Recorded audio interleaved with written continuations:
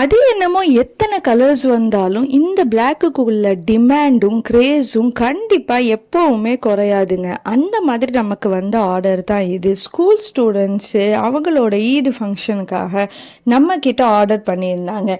So இந்த black பீட்ஸில் இந்த வாட்சை வந்து க்யூட்டான இந்த பட்டர்ஃப்ளை சாம்ஸை வச்சு பண்ண சொல்லியிருந்தாங்க.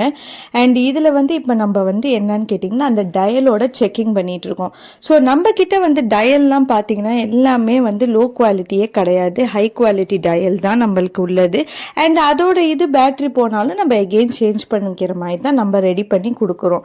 ஸோ இப்போ பார்த்தீங்கன்னா இந்த மாதிரி வந்து பிளெயினாக ரொம்பவே சிம்பிளாக அவங்க டெய்லி கோக்கு போடுற மாதிரி அழகாக இந்த மாதிரி பிளாக் பீட்ஸில் வந்து சாம்ஸ் வச்சு கேட்டிருந்தாங்க. ஸோ நான் வந்து குவாலிட்டி செக் எல்லாமே பண்ணி தான் நம்ம வந்து ஆர்டரை வந்து நம்ம வந்து பிளேஸே பண்ணுறோம். ஸோ நம்ம டிஸ்பேட்ச் பண்ணுறதே எல்லாமே பார்த்துட்டு தான். ஸோ இந்த மாதிரி க்யூட்டாக அழகாக ரெடி ஆகிடுச்சு, சிம்பிள் அண்ட் நீட்டாக ரெடி ஆகிடுச்சு. அண்ட் இதில் பார்த்தீங்கன்னா நான் ஒரு மிஸ்டேக் பண்ணிட்டேன். பட்டர்ஃப்ளை சாம் தான் 4க்குமே கேட்டாங்கன்னு நினச்சிட்டேன். பட் இல்லை, அழகான இந்த க்யூட்டான பேண்டா 2க்கு கேட்டிருந்தாங்க அண்ட் 2 பட்டர்ஃப்ளை சாம் கேட்டிருந்தாங்க. ஸோ அவங்க கேட்ட மாதிரியே ரொம்பவே அழகாக நம்மளும் அவங்களோட ஆர்டரை வந்து டிஸ்பேட்ச் பண்ணியாச்சு. ரியலி பார்க்க பிளாக் அல்டிமேட்டாக இருக்குது, சும்மாவா அதுக்குள்ளே கிரேஸுன்னு சொல்கிற மாதிரி தான் இருந்துச்சு.